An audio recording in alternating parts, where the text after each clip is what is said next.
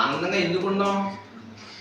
దేని గురించైనా చింతపడతా ఉంటే, దేని గురించైనా దిగులు పడతా ఉంటే, దేని గురించైనా బాధపడతా ఉంటే, ఆలోచిస్తూ ఉంటే ఇంకా ఆనందంగా ఉన్నాం. దేని గురించి మనకి చింత లేకపోతే, దేని గురించి దిగులు లేకపోతే ఇంకా ఆనందంగా ఉండకుండా ఇంకెలా ఉంటాం మనం?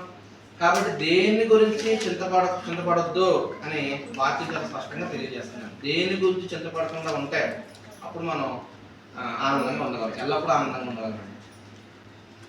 దేని గురించి చింత అనేది పడొద్దని వాక్యం తెలియజేస్తుంది. కానీ మనం దేనో దాని గురించి చింతపడతానే ఉంటామండి, అవునా కాదండి? ఏదో ఒక దాని గురించి మనం ఆలోచన చేస్తూనే ఉంటాం, దిగులు పడతానే ఉంటాం, డిప్రెషన్లోకి వెళ్తూనే ఉంటాం. చింతపడేవారు రకరకాల కారణాలు బట్టి చింతపడుతూ ఉంటారు.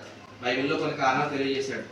ఏమి తిందుమా, ఏమి త్రాగుదుమా, ఏమి ధరించుకుందుమా అని మీ ప్రాణమును గూర్చేనను మీ దేహమును గూర్చేనను చింత పడకుడి అని మత్తయి సువార్త 6:25 వచనంలో, 31 వచనంలో, 32 వచనంలో యేసు వారు అక్కడ తెలియజేసినట్టు మనం చూస్తా ఉన్నాం. అంటే సో అది ప్రార్థన అంటే దేవునికి మన సమస్యను ఇన్ఫార్మ్ చేయడం కాదు. ప్రార్థన అంటే దేవుని మీద భారం వేయడం, దేవునికి సమస్యను విడిచిపెట్టడం, దేవుడే చూసుకుంటాడే అని ధైర్యంగా, చింత లేకుండా సంతోషంగా ఉండడం, అది ప్రార్థన చేయడం అనమాట. యేసు రోజు చెప్పాడు ఈ భూమి మీద ఉన్నప్పుడు, ప్రయాసపడి భారం మోసుకుంటున్న సమస్త జనులారా నా యుద్ధకు రండి, నా దగ్గరికి రండి, మీ చింత యావత్తు ఆయన మీద వేయండి, దేవుని మీద వేయండి, నేను మీకు విశ్రాంతి ఇస్తాను అంటున్నాడు యేసుక్రీస్తు వారు. కాబట్టి మన చింత యావత్తు దేవుని మీద వేస్తే, ఆయన దగ్గరికి వస్తే, యేసు దగ్గరికి వస్తే, మన బాధలని దేవుని చెప్పుకుని ఆయన మీద మన భారం వేసేస్తే ఇంకా ఆయనే మన ప్రాణాలకు విశ్రాంతి ఇస్తాడు, ఆయన చూసుకుంటాడు. ఇంకా ఆయన మీద ఆధారపడిపోయి మనం వదిలేస్తే అప్పుడు మనం చింత లేకుండా ఉంటాం. దాన్ని బట్టి మనం ఎల్లప్పుడూ ఆనందంగా ఉండగలం అన్నమాట. అది మనం గమనించాల్సిన అవసరం ఉంది. కాబట్టి ప్రార్థన అలాంటి ప్రార్థన చేసేవారుగా, విశ్వాసంతో కూడి ప్రార్థన చేసేవారుగా, దేవుడు మనకు ఖచ్చితంగా చేస్తాడు అనేటువంటి అలాంటి గొప్ప సంకల్పంతో ప్రార్థన చేసేవారిగా మనం ఉండగలిగితే, అలాంటి విశ్వాసం కనపరచగలిగితే అప్పుడు చింతలేని జీవితం జీవిస్తాం, ఆనందంగా మనం ఎల్లప్పుడూ ఆనందంగా ఉంటాం అన్నమాట. చెప్పినంత ఈజీ కాదు, కానీ దాన్ని ప్రాక్టీస్ చేయడం ప్రారంభిస్తే ఖచ్చితంగా సాధ్యమవుతుంది. సాధ్యం కానిది కూడా కాదు. ఇది ఎంత చేసినా ఉంటానే ఉంటుంది. కాబట్టి మనం దృష్టి పెట్టాల్సిన దాని మీద కాదు, దేని మీద దృష్టి పెట్టాలి, దేని మీద ఫోకస్ చేయాలి? ఆత్మ సంబంధంగా ఉన్నతంగా బ్రతకడం మీద మనం ఫోకస్ చేయగలిగితే, దేవుని వాక్యం మీద మనం ఫోకస్ చేయగలిగితే, పరలోక రాజ్యం సంతరించుకోవడం మీద మనం ఫోకస్ పెట్టగలిగితే అప్పుడు అది నిజమైన సంతోషాన్ని, ఎల్లప్పుడూ ఉండే ఆనందాన్ని మనకి ఇస్తుంది. అది మనం గమనించాల్సిన అవసరం ఉందన్నమాట. పర సంబంధమైన విషయాల మీద దృష్టి పెట్టి ధ్యానం ఉంచితే ఎల్లప్పుడూ ఆనందంగా ఉండడం అనేది అది ఎవరికి సాధ్యం అంటే అది అనుభవించిన వాళ్ళకి సాధ్యం, ప్రాక్టీస్ చేసిన వాళ్ళకి సాధ్యం. ప్రాక్టీస్ చేయకుండా, పర సంబంధమైన విషయాల మీద ధ్యానం ఉంచకుండా, భూ సంబంధమైన విషయాల మీదే ధ్యానం పెట్టుకుని ఆ పర సంబంధమైన విషయాల మీద ధ్యానం పెట్టుకుంటే, ధ్యానం ఫోకస్ చేసిన మాత్రం ఆనందంగా ఉంటావేటి అని అనిపిస్తుంది తప్ప వాళ్ళ ఆనందంగా ఉండలేరు అనమాట. మీకు అర్థమైందని నేను చెప్పింది. కాబట్టి ఆచరణలో పెట్టిన వాళ్ళే, పర సంబంధమైన విషయాల మీద ధ్యానం ఉంచాలని ఆచరణలో పెట్టినటువంటి వాళ్ళు మాత్రమే ఎల్లప్పుడూ ఆనందంగా ఉంటారు. వీటి మీద దృష్టి పెట్టి ధ్యానం ఇస్తే వాళ్ళు ఆనందంగా ఉంటారు. అలా పెట్టకుండా, ఆచరణలో పెట్టకుండా, అది పెట్టకుండా ఉంటే, భూ సంబంధమైన విషయాల మీద మనసు పెడితే అప్పుడు వాళ్ళు ఈ పర సంబంధమైన విషయాల మీద దృష్టి పెట్టినా కానీ ఆనందంగా ఉంటామేంటి అనుకుంటారు తప్ప ఆనందాన్ని పొందుకునే అవకాశం అయితే లేదనమాట. సో అది పౌలుని గురించి ఫిలిప్పీ సంఘం ఆలోచించారటండి. పౌలుని ఫిలిప్పీ సంఘం జ్ఞాపకం చేసుకున్నారంట. అందుకని పౌలు గారు ఆనందంగా ఉన్నాడంటండి. సో మనం ఆనందంగా ఉండాలంటే ఏం చేయాలి? మన గురించి ఇంకొకరు జ్ఞాపకం చేసుకోవాలి, అంతే కదండి.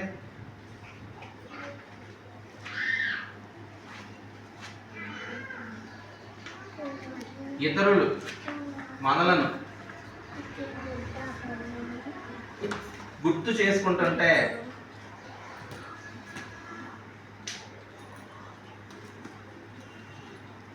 ఆనందం కలుగుతుంది, ఎల్లప్పుడూ ఆనందంగా ఉంటాం. అంటే నా గురించి మీరు ఎప్పుడు ఆలోచన చేస్తున్నారు, నా గురించి మీరు ఎప్పుడు ప్రార్థన చేస్తున్నారు, నా గురించి మీరు ఎప్పుడు ఆలోచన చేస్తున్నారు నాకు తెలిసింది అనుకోండి, నేను హ్యాపీగా ఉంటాను ఉన్నాను. నా గురించి అందరూ ఆలోచన చేస్తున్నారు, నా గురించి మన కృష్ణగా ప్రార్థన చేస్తున్నారు, నా గురించి అందరూ ఆలోచన చేస్తున్నారు నాకు అనిపిస్తే నేను ఖచ్చితంగా హ్యాపీగా ఉంటాను. అంటే నేను ఆనందంగా ఎప్పుడు ఉంటానంటే నేను కొంతమంది మనుషులు సంపాదించుకోగలిగితే, సంపాదించుకోవడం అంటే నాకు తోడుగా కొంతమంది ఉన్నారు, నాకు అండగా కొంతమంది ఉన్నారు, నా గురించి ఆలోచించేవాళ్ళు కొంతమంది ఉన్నారు, నా గురించి ప్రార్థించేవాళ్ళు కొంతమంది ఉన్నారు అని నాకు అనిపిస్తే ఆ యొక్క నా కోసం కొంతమంది ఉన్నారు అనేటువంటి ఆ ధీమా నాకు ఏర్పడితే అప్పుడు ఏం చేస్తాను, నేను ఎల్లప్పుడూ ఆనందంగా ఉంటాను అనమాట. ఫిలిప్పీ సంఘాన్ని బట్టి, ఫిలిప్పీ సంఘం పౌలు గారు జ్ఞాపకం చేసుకున్న దాన్ని బట్టి పౌలు గారు ఆనందంగా ఉన్నాడు అనమాట. ఆ విషయం చెప్పండి అనమాట. తర్వాత ఇంకా మనకి జరిగింది ఇంకా చాలు అనుకునేటువంటి ఆ స్థితి ఉంటే అప్పుడు ఆనందం ఉంటాం అన్నమాట. సంతృప్తి అనేది నేర్చుకోవాలన్నమాట. దేవుడు నాకు స్థితి ఇచ్చాడు, ఇది చాలు, దేవుడు నాకు ఈ అవకాశం ఇచ్చాడు, ఇది చాలు అని సంతృప్తి కలిగి ఉంటే అప్పుడు ఎల్లప్పుడూ హ్యాపీగా ఉంటాం అన్నమాట.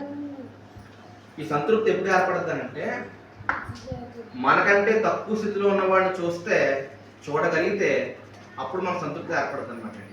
కానీ జనరల్గా మనందరం ఏం చేస్తామంటే మనకంటే ఎక్కువ స్థితిలో ఉన్నవాడిని చూస్తాం అనమాట, మనకంటే పై స్థాయిలో ఉన్నవాడిని చూస్తాం అనమాట.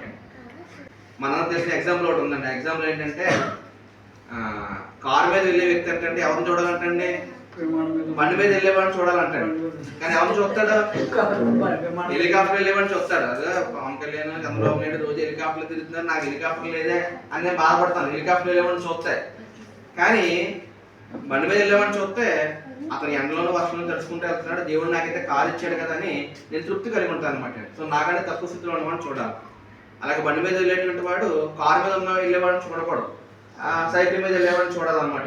అతను ప్రయాసపడి తొక్కుంటూ వెళ్ళాలి, నాకైతే పెట్రోల్ పోసి ఎక్స్ట్రా ఇచ్చినట్టు ఫుల్గా తిరిగి అని చెప్పేసి నా దేవుడు ఆశీర్వదించడానికి తృప్తి కలిగి ఉంటాడు అనమాట. అలాగే సైకిల్ మీద వెళ్ళేటువంటి వాడు నడుచుకుని వెళ్ళేవాడిని చూడాలన్నమాట. అతను నడుచుకుంటూ వెళ్తున్నాడు, నాకైతే దేవుడు వాహనం ఇచ్చాడు కదా అని చెప్పి. నడుచుకుని వెళ్ళేటువంటి వాడు దేవుడు నాకు కనీసం కాళ్ళు ఇచ్చాడు, వికలాంగుడు ఉన్నాడు, కాళ్ళు ఉన్నాడు అని చెప్పేసి అతన్ని చూసి ఇతను సంతృప్తి కలిగి ఉండాల్సిన అవసరత ఉందన్నమాట. కాబట్టి ఇలాగా మనకంటే తక్కువ స్థితిలో ఉన్నవాడిని చూడగలిగినప్పుడు, అతనితో కంపేర్ చేసుకోగలిగినప్పుడు మనకు తృప్తి ఉంటుంది అనమాట. మనకంటే పై స్థాయిలో ఉన్నవాడిని, ఎక్కువ స్థితిలో ఉన్నవాడిని చూసినంత కాలం మనకేముండదండి, తృప్తి ఉండదు. దాన్ని బట్టి మనకు ఆనందం కూడా ఉండదు అనమాట. సో ఎల్లప్పుడూ ఆనందం కలిగి ఉండాలంటే తృప్తి కలిగి ఉండాలి.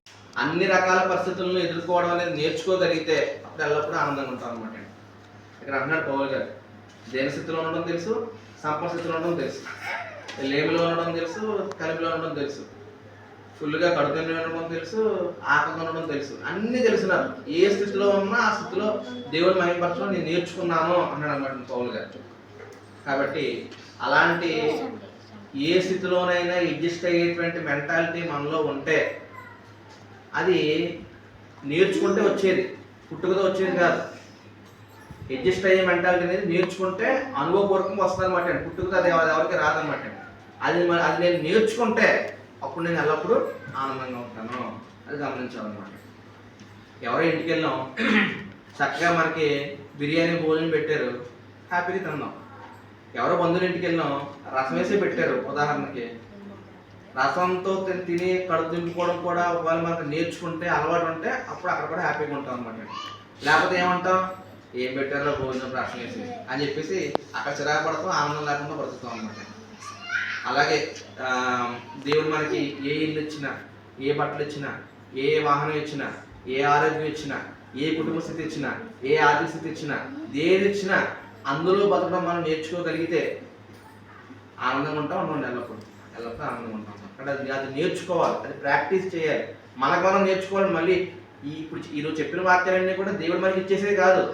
మనం నేర్చుకుంటే, మనం ప్రాక్టీస్ చేస్తే, మనం హ్యాపీగా ఉండడం స్టార్ట్ చేస్తే దేవుడు మనకి హ్యాపీనెస్ ఇస్తాడు. మనం స్టార్ట్ చేయకుండా దేవుడు నాకు ఇచ్చేయాలంటే అది వచ్చేది కాదనమాట హ్యాపీనెస్ అనేది. సో ఎల్లప్పుడూ ఆనందంగా ఉండడం అనేది మనం చేయాల్సినవి ఇవన్నీ కూడా మనం నేర్చుకుంటే అది సాధ్యం. చివరికి ఒక్క మాట, ఆత్మవిశ్వాసం మనలో ఉంటే ఉండలేము. నేను సంతోషంగా ఉండగలను అనేటువంటి విశ్వాసం మనలో ఉంటే, పూర్తి విశ్వాసం మనలో ఉంటే నిజంగా ఉండగలను. నేను ఈ భూమి మీద హ్యాపీగా బతకలేను అని ముందే డిసైడ్ అయిపోతే నిజంగా బతకలేమండి భూమి మీద హ్యాపీగా. నేను హ్యాపీగా ఉండగలను అనే ఆత్మవిశ్వాసం మనలో ఉంటే నిజంగా ఉండగలం అనుకుంటే ఉండగలం, ఉండలేమనుకుంటే ఉండలేం. అది ఎలాగా అని అంటే, నన్ను బలపరచుమా అనేది నేను సమస్తము చేయగలను అనే విశ్వాసం మనలో ఉండదన్నమాట. అనే ఆత్మవిశ్వాసం మనలో కరెక్టే. నాతో నేను హ్యాపీగా ఉండలేను, నన్ను బలపరిచేవాడు ఒక ఆయన ఉన్నాడు.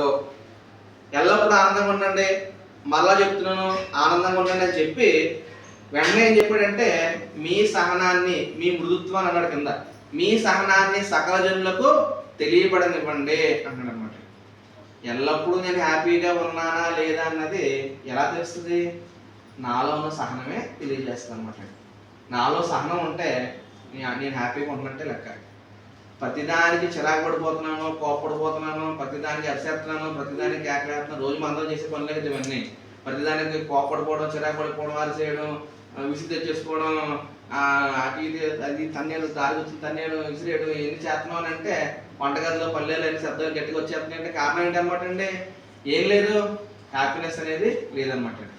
మనం ఎల్లప్పుడూ హ్యాపీగా ఉంటున్నాం అనే దానికి సూచన ఏంటంటే మన సహనమే అది సూచన అనమాట. మన కామ్గా, ప్రశాంతంగా, పీస్ఫుల్గా ఉండగలిగితే ఉంటే అప్పుడు ఎల్లప్పుడూ హ్యాపీగా ఉన్నట్టు అర్థం అనమాట. మనం హ్యాపీగా ఉన్నట్టు అర్థం అనమాట.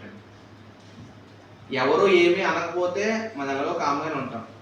ఎవరన్నా వచ్చి ఏమన్నా తిట్టినా మన నాలుగు మాట్లాడినా అంతే కామ్గా ప్రశాంతంగా మనం మాట్లాడగలిగితే అప్పుడు మనం హ్యాపీగా ఉన్నట్టు అనమాట. లేకపోతే మనం ఏం కాదనమాట అండి, హ్యాపీగా లేనట్టు అనమాట.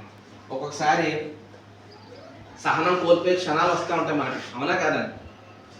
భర్త ఇసుకిస్తూ ఉంటాడు, భార్య ఇసుకిస్తూ ఉంటుంది, పిల్లలు ఇసుకిస్తూ ఉంటారు, కుటుంబ సభ్యులే ఫస్ట్ ఇసుకిస్తూ ఉంటారు మనల్ని, ఏదో అంటూ ఉంటారు. ఒక జంతువులు ఒక మరణం పెట్టుకుని జైల్లో వేసుకుని ఇలా తీసుకుంటాం అనుకోండి ఇలాగా, అప్పుడు ఆ పలుగురిని సౌండ్ బయటికి రాదనమాట. అంటే సరదా చెప్పాను, అంటే మన సహనం ఇతరులు తెలియబడాలి తప్ప మన కోపం అనేది అది ప్రదర్శన పడకూడదు, మన కోపం బయటికి రాకూడదు. మనం ఎంత పీస్ఫుల్గా ఉంటున్నామో అంత హ్యాపీగా మనం ఉన్నట్లు లెక్క అనమాట. కాబట్టి అలాగా మన సహనాన్ని సకల జనులకు తెలియబడనిచ్చే విధంగా మనం బ్రతకాలని, ఎల్లప్పుడూ ఆనందంగా ఉండడానికి అందరూ ప్రయత్నం చేయాలని ప్రేమపూర్వకం హెచ్చరిస్తూ అందరినీ హెచ్చరించుకుంటున్నాను. ఎంతో గొప్ప వాక్యాన్ని అందరికీ వందనాలు తెలియజేస్తూ ముగిస్తున్నాను. అందరికీ వందనాలు.